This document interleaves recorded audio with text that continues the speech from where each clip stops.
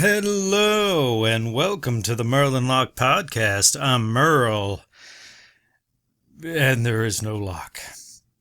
Set sail and low expectations for everything nerd, accompanied by healthy, albeit shameful, helping of pointless banter, lack of focus, and questionably acquired knowledge. Now, like I said, there is no Locke today. He's unfortunately experiencing a toothache or something, whatever lame excuse it is. I'm not sure, but no, he won't be joining me today. So I'm gonna try and see if I can wing it solo here. It's often helpful to bounce your ideas off of another person, but I'll just edit out the long pauses when I am unable to collect my thoughts, and yeah, let's see how it goes. Now, something that I often think about in regards to society is your contribution, right? So yes, we have these societal structures, and we're often told, whether it be from your parents or influencers of any kind, it's often pushing like this value that you have, and that value in regards to society.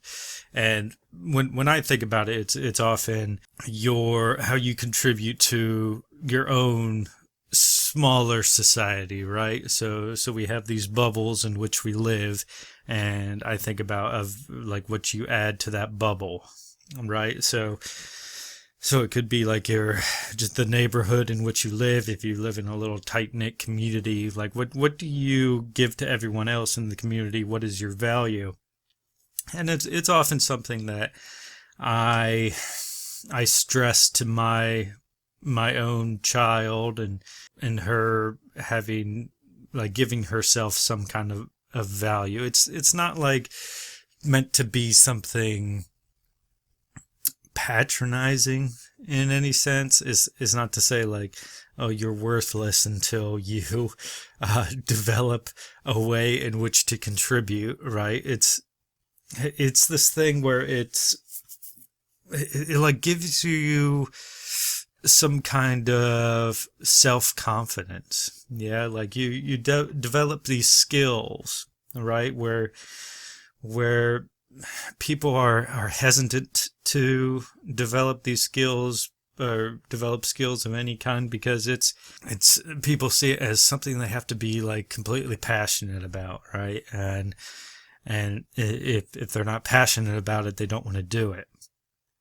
Now, I've said before in podcasts past, or episodes past, where people have thought that maybe I am one of those, air quotes here, ADHDers, right? Where I am constantly finding interests in these things, like vastly different things, for the most part, constantly, and by exploring these interests, I'll often do a deep dive on them, right? Where I'll learn as much as I can. Like I'll buy books, and I'll research the subject, and then I'll put it into practice, and I'll get, like I'll start getting the hang of it, and get the tools to do it, and I'll start getting like a little bit good at it, and like not like I never go to the extent where I become like a master of it. It's often like I'll get the hang of it, I'll do a few cool things with it, and then I'll look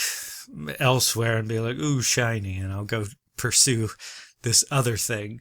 And it's kept my life interesting, because I feel like I'm constantly learning these new skills in which I can contribute to my own societal bubble, where these skills are often utilized by friends and family. Like, if you think about it, right? Like, constantly you're having these chats with your buddies or your family, and they say they want to do something. They want something. They want to achieve something, and then all of a sudden you pipe up with the fact like, hey, I've practiced that thing. I could help you out with it, and I could help you achieve it. And that's always very satisfying. Like, whether it be something like construction or interior decorating or some kind of automotive repair of a sort, or painting. Maybe your buddy wants like to put up some artwork in their home, right? And you say, hey, I've been practicing art, and I've gotten pretty good at it. I could do like there's all kinds of art out there, like oil painting or watercolor or simply sketching or any number of things. And they say, oh, that'd be awesome.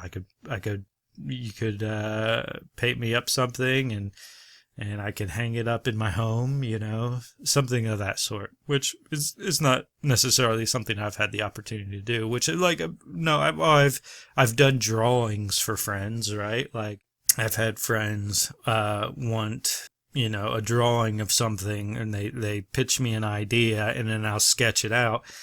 And it's not something where I get, some kind of like physical reward for it. It's not like they'll pay me to do it, right? It's just something that I've had interest in the past, and I've gotten decent at it, and I've done it up for them, and I've given them that thing, and just kind of volunteered my time in doing it, and not really wanting, a reward for it. Just put in that thought of like, hey, I did this for you. Maybe sometime down the line you could help me with something that I need a hand with, and kind of trading off, skills, right? So that I find extremely valuable. Now I know everything costs money. We always think about money and our need for it, and like, admittedly, I mean, it's absolutely needed in the society that we've built, and because you can't really like go to a store and be like, hey, let me volunteer my time. I'll stock shelves for you, or I'll bring in the freight and unload the trucks, and I don't know, do some kind of manual labor for them, and say like, in repayment for my time, my manual labor, I could pick out some groceries, right? Like, you can't really trade off like that. You need currency. I guess it's been a way to like kind of simplify things, and I completely understand that. It's easier, it's more organized, I suppose, where if we were simply just trading goods or manual labor for whatever those people had to offer, then I guess I could see it being like, it could be hectic or something. I don't know. But if we're to think about that, right, like, I've had this thing where in my own neighborhood, right, I get along well with dogs and other animals. Like, I've worked with cats too, but like, I'm good with kind of reconvincing dogs to behave in a certain manner, right? Like, I'll take dogs out for walks, dogs that are notoriously try to misbehave on walks, or try to lead the way. and I've done a lot of research on this because it was just one of those interests that I had in the past of dog behaviors, right, and how to kind of hone the behaviors, right, or figure out what it is and why they think they run the show, and I'll show the dogs like, hey, this is my show. We're going out on a walk. I'll take the lead. You relax. You don't have to be all hyper vigilant and aggressive or anything like that. You just walk with me. Just tag along with me. And it's always something that other people have said they admired. Like they always like come to me about this, like how I do it, right?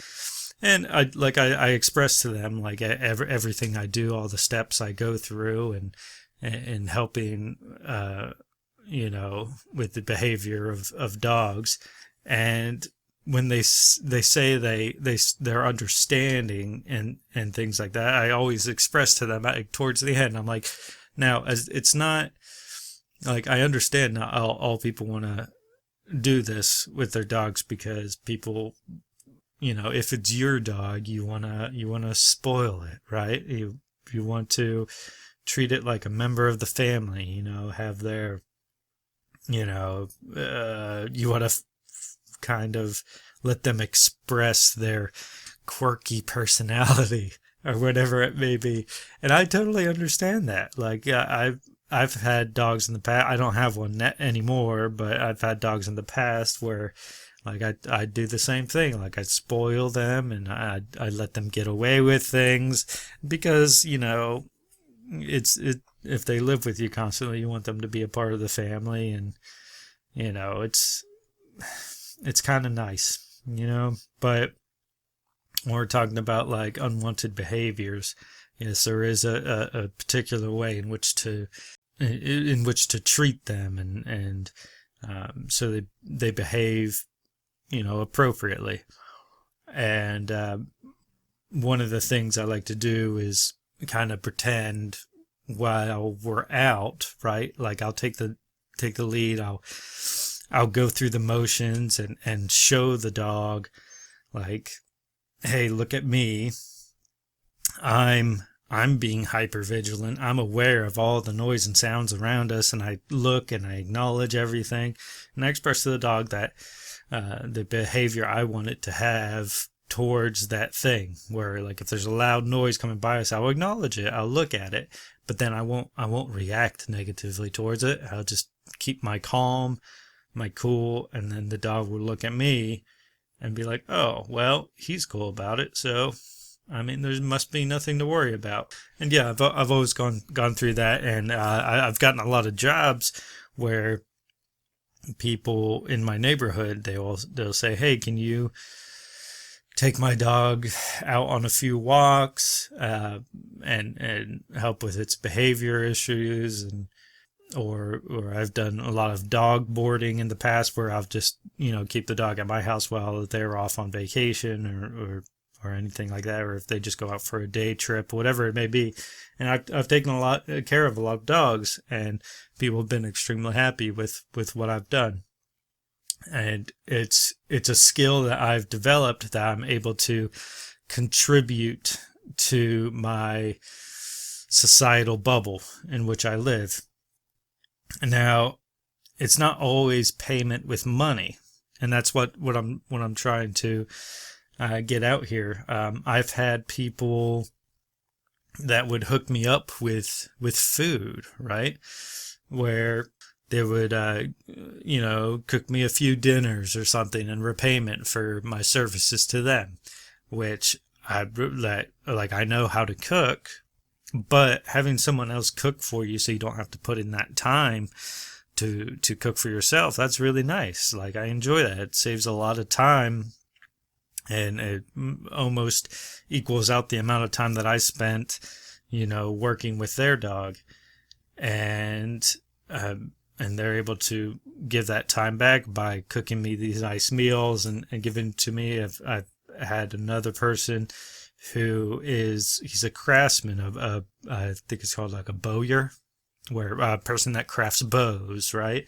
So what he actually did was one day, like, I took care of his dog for like 2 weeks while him and his wife were out vacationing, and he's actually been teaching me how to craft bows because I showed an interest in it because I thought it was really interesting, and I admired his craftsmanship and the way in which he crafted these bows, and he's been letting me borrow books to research it, and he's taken me out to his shop, and we did some archery there, and we were shooting targets and everything, and he was teaching me how to, the proper posture and release, and how to shoot accurately, and he was showing me all of his work, and showing me around his shop, and telling to me like if I ever needed to use the shop, and that I could, which I thought that was extremely valuable for me, because like having a shop in which to work on these interests, like doing woodworking, like it's not always something that's attainable, right? It's not like you can just go anywhere and work in a wood shop, and have all those tools on hand. It's a very valuable thing, and I was really appreciative of that. So, like, the things that you have to realize, like, what you have to offer in society, and develop whatever that may be. So he obviously had skills in woodworking, and he had a shop, and that's very valuable for your societal bubble. And I have skills myself, which I was able to contribute one of those skills to him, just taking care of his dog and helping his puppy with its whatever behavioral issues it had. And we made this trade, right? And I think that's, I don't want to say it's something that's been lost necessarily. It's just something that we don't consider much anymore, because all we want to do is get that 9 to 5, get money, and then buy something else completely different, instead of contributing our skills, or volunteering our skills. Well, not really volunteering, but maybe initially, but like trading skills to benefit one another within our societal bubble. And it's something that I want to, I want to see more of. I don't know if we ever will, as far as money goes, because I mean, people, they don't really not a lot of people take the time to develop any skills of any kind. Like, I mean, working with dogs, it was something temporary that I had, that I just did a lot of research. I did a lot of, like, watching a lot of dogs for a little bit of time, and it's not something I'm passionate about anymore, but I still have those skills that I developed from before, right? And now I'm able to contribute that to my societal bubble, like, rather easily, because not many other people, do that.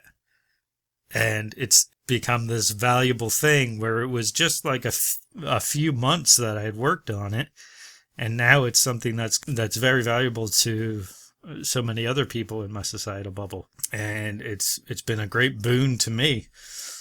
Now, if we're to stay on that subject, I remember seeing this movie. It was called like The Dinner or something like that. It was starring, I think his name is Ralph Fiennes or something like that, where all these people are invited to this dinner on this private island, where they review restaurants, and they exude like all this knowledge on these subjects, but they're not people who are practiced, right? Where they don't have any real skills themselves. They're just people that, are considered intellectuals, right? Because they're considered intellectuals because they know a lot about the whatever the status quo is. But they don't have the skills to perform themselves, right? So, and that's an extremely annoying thing, right? Where these people, because it's all too common, right? Where these people will learn a lot about a subject, right? But they'll never practice it.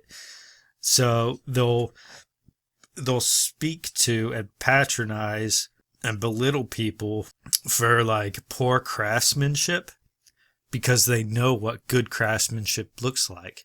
But it's not something that they can achieve themselves. They just talk like they can because they know so much about it. Right? It's it's a very common thing. Like if you think about it, it's a very common thing. Like I hope that more people can realize that, and they can like try to pick it out, and see it with more clarity, because it's not really something you consider. If somebody speaks, if one of these intellectuals, air quotes, intellectuals speaks on a subject and they sound intelligent, you just take their word for it, right? It's easily done. Like a lot of us are guilty for it, just taking their word for it, even though it's something that they've never practiced themselves and they can't accomplish, but they just know a lot about it, so they'll speak to it.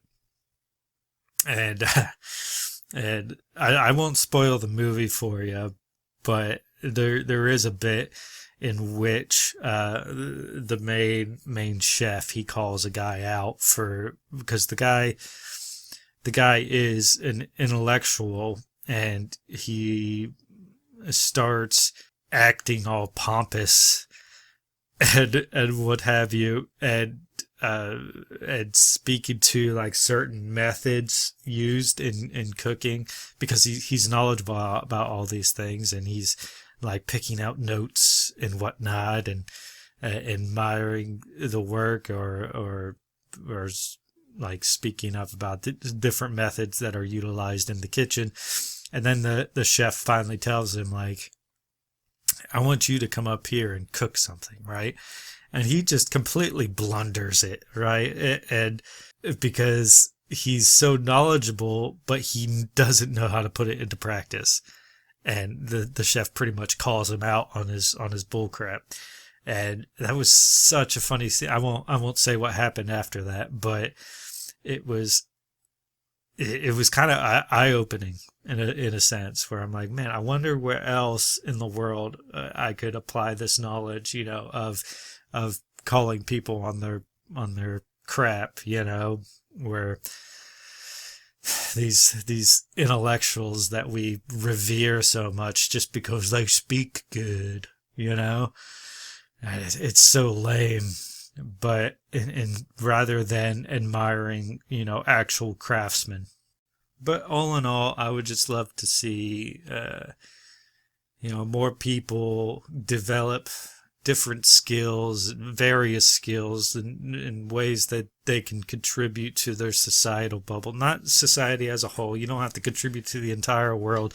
Like, none of these, like, huge ambitions. Just, like, little skills you can develop. And not necessarily master, but you could develop it to a point that's maybe at least a little bit revered in your small community, because of how niche it may be, that most other people don't know, and it just creates this sense of fulfillment, which personally I find very satisfying. Thank you for joining us on the Merl and Locke podcast. If you enjoyed this banter, please consider becoming a patron by going to patreon.com/merlandlocke, or simply follow the link in the description. Thank you.